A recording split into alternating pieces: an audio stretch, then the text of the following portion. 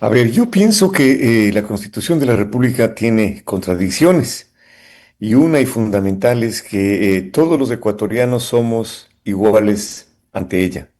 No puede haber ciudadanos de primera categoría, de segunda categoría, ni ciudadanos que estén por encima de todas las normas.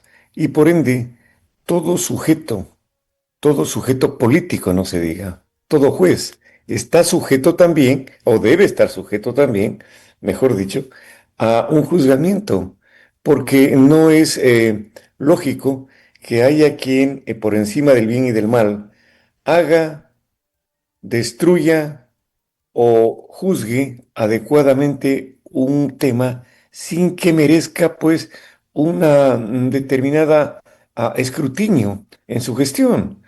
La Corte Constitucional, a través de la Constitución del año 2008, que reformó aquella que estaba vigente en el año 98 y en la que sí se podía juzgar a los jueces de esta Corte, pasó a ser una especie de ciudadanos de primera categoría que pueden, y en efecto han hecho lo que han querido con sus fallos, aplicando inclusive normas, procedimientos y doctrinas que no son aplicables al país, así como también han actuado, como se ha demostrado, suspendiendo los efectos de leyes que los ecuatorianos urgentemente necesitamos que se apliquen para enfrentar con armas al menos algo parecidas a aquellas con las que cuenta el crimen organizado.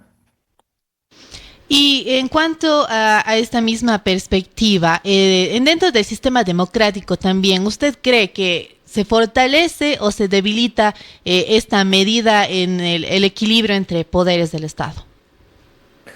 Yo pienso que precisamente estas normas son las que dan el equilibrio al sistema democrático, repito. ¿Qué significa esto del equilibrio del sistema democrático? Es decir, que todos jugamos con las mismas cartas, que todas las personas tenemos los mismos derechos, como todas tienen las mismas obligaciones. Entonces, no puede ser lógico que haya quienes sientan o crean que están por encima de las normas legales. Y en cuanto, si vamos a plantear, doctor, en este caso, dos escenarios. En el caso de que en esta pregunta ganara el sí, ¿cuál sería el primer impacto en la relación entre la Asamblea y la Corte Constitucional en el caso de que ganara y ya se haría sujeto al juicio político, a la rendición de cuentas, etcétera? Pues yo pienso simplemente que entraríamos a jugar con las mismas normas. ¿Por qué el presidente de la República sí está sujeto a un proceso? ¿Por qué los asambleístas sí están sujetos? ¿Por qué los jueces de la Corte Nacional están sujetos? ¿Por qué la Corte Constitucional no está sujeta? Es que es un ejercicio absolutamente lógico y obvio. Lo están en todas las legislaciones de América. El presidente el otro día, a través de un tuit, el presidente Noboa, nos informaba, y en algo he podido investigar, que en distintos países cercanos y que nos rodean existe la posibilidad precisamente de que los jueces constitucionales sean juzgados por sus actos, sean también removidos en función obviamente de procedimientos que no son similares a los que podría tener cualquier otro sujeto político, pero sí con un estándar mayor de cumplimiento o de incumplimientos para efectos de que puedan ser juzgados y puedan ser removidos. Doctor, ¿qué consecuencias podría tener esta reforma en la independencia justamente de la Corte Constitucional?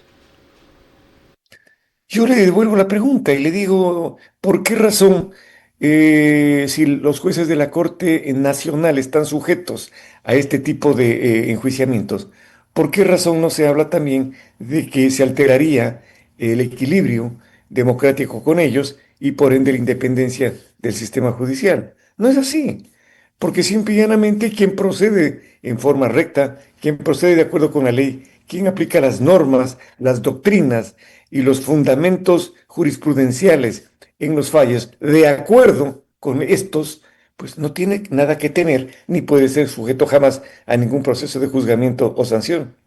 Pero doctor, ¿usted no cree que tal vez esto abriría la puerta a que se dé una politización de la justicia, como ya ha ocurrido, como usted menciona, que ya existen varios de estos intentos en otros países, como es en Perú y en Colombia también, y que ha desencadenado en una especie de destabilización también? ¿Usted no cree que abriría puerta para que esto se utilice como un instrumento político y que los jueces también fallen bajo presiones del gobierno de turno o de la asamblea en sí? En todos los países del mundo hay ciertamente este riesgo, pero ya está en la personalidad de cada juez. Por eso es que es tan importante el escoger y el nombrar a jueces con verdadera categoría, jueces con conocimientos, con experiencia, con una tradición de haber sido un profesional, un académico, un doctrinólogo de primera categoría. Un juez que está sujeto, que no está sujeto, sino a su conciencia. Si nosotros vamos a poner a estos blandengues, que por desgracia ahora son la mayoría en la función judicial, pues entonces tenemos fallos que pueden ser condicionados y pueden ser alterados por presiones de orden política. Repito, eso se da en todas partes del mundo. ¿Nosotros nos arriesgaríamos a que esto siga sucediendo aquí? ¿O cómo haríamos para garantizar que eso no suceda? Porque es un alto riesgo y no podemos depender únicamente como tal de que se mantenga la ética y la moral de las personas que están dentro de la Corte Constitucional, sino debe haber también algo que nos garantice que no vamos a tener que no van a ser un instrumento más y que se dé paso también a la corrupción también en este poder. Las causas o las condiciones en virtud de las cuales los jueces deben ser o pueden ser juzgados, obviamente no son las mismas que deberían regir para quien, como juez de la Corte Nacional, pueda ser juzgado.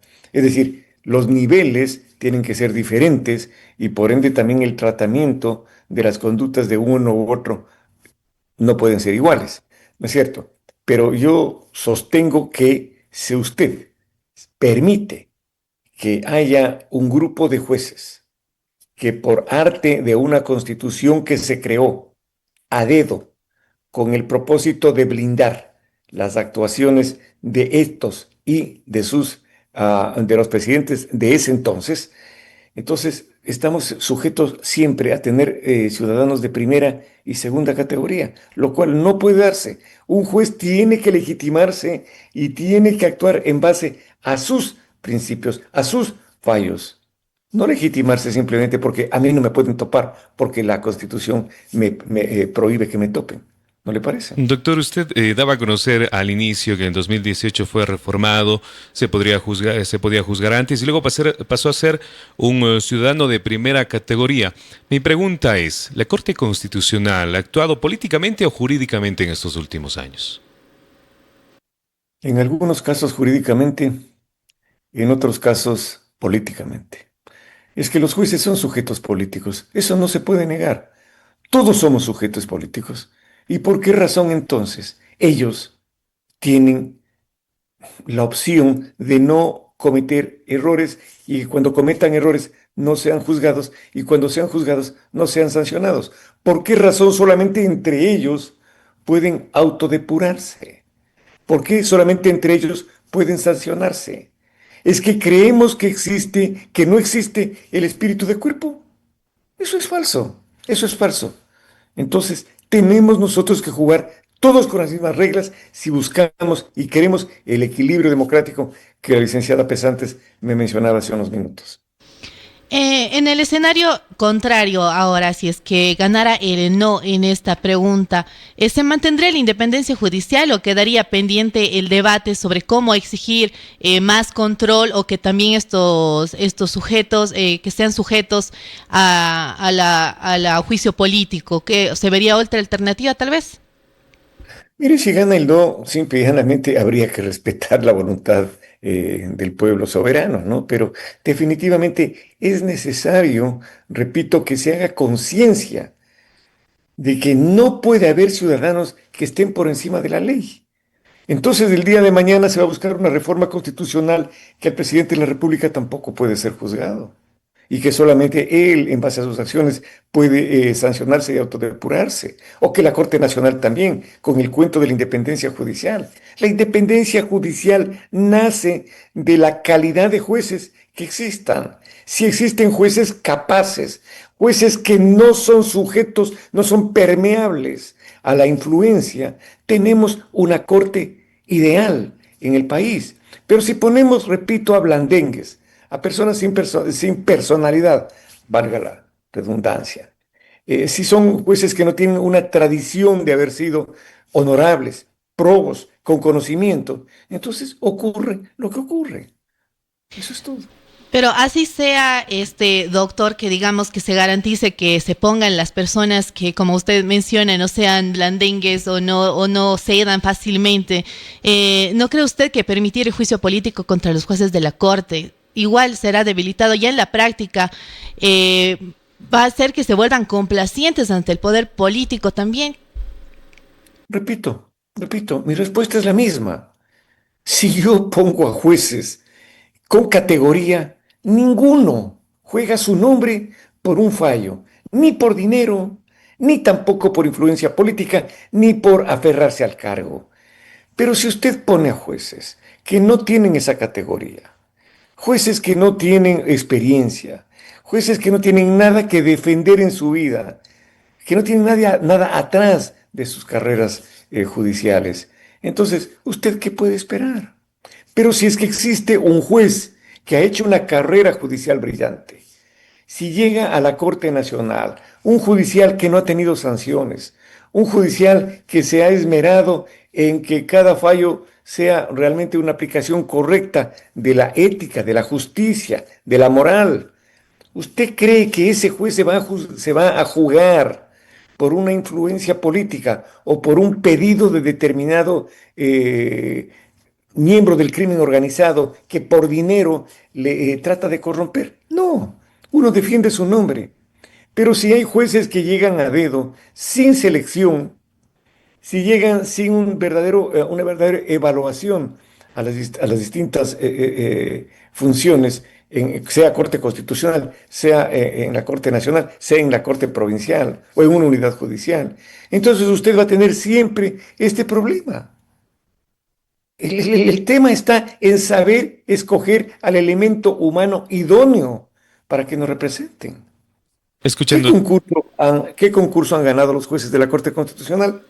Quisiera que me respondan esa pregunta. Doctor, muchas gracias por cada una de las respuestas y también quisiera que nos comente qué tan crucial, ahora que escuchamos todo lo que se ha venido dando, no sé, ha existido, según lo que se ha dicho por parte, por ejemplo, del ministro Reinberg, que se está impidiendo el trabajo en materia de seguridad. ¿Qué tan crucial entonces es el papel de la Corte Constitucional en un país que en estos últimos años ha tenido inestabilidad política? Es básica, licenciado Pérez. Es básica porque fíjese que estamos enfrentando a un crimen organizado que está financiado por capitales que sin duda superan hasta los presupuestos del Estado, con recursos, armas, inteligencia y todo el soporte de una organización criminal más fuerte que un ejército. Entonces, si no tenemos las armas, si no tenemos las herramientas legales para poder enfrentar a este crimen organizado, pues este nos va a ganar la pelea.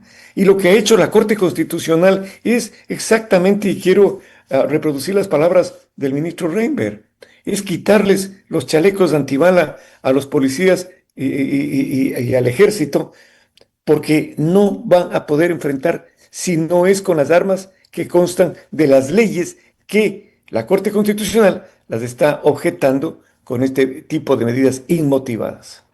Quizá entonces usted podría decir que ninguna de estos artículos que fueron vetados por la Corte Constitucional pertenecientes a estas leyes del presidente no estarían entonces violando ningún derecho constitucional. Quiero decir yo que mientras no exista un debate como debe ser dentro de una corte de la categoría de la Corte Constitucional, en donde se escuche a quien hizo la norma, a quien propuso la norma, al abogado de quien propuso e hizo la norma. Y no se escuche también a los activistas políticos que buscan impedir el ejercicio de estas leyes. Es decir, mientras no haya el debido juzgamiento, dígame usted, licenciada Pesantes, ¿hace bien quien dispone de un plumazo que se suspendan el cumplimiento de ciertos artículos hasta que haya el debido juzgamiento? ¿Acaso eso no es apresurarse y es anticipar un criterio parcializado? Dígame, ¿no es acaso esto paralizar el ímpetu de un gobierno que trata de proteger a nosotros los ciudadanos? Que ya no podemos caminar en las calles, que ya no podemos salir con las bolsas de compras por las calles porque nos asaltan, nos secuestran, nos vacunan. Yo, sinceramente, cuestiono la actuación de quienes parece no viven en el Ecuador y no saben las penurias del ciudadano de a pie.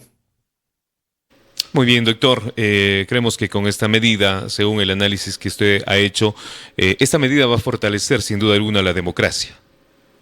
El equilibrio democrático, es verdad. Esto es lo que se necesita, que haya un equilibrio democrático y que todos juguemos con las mismas normas.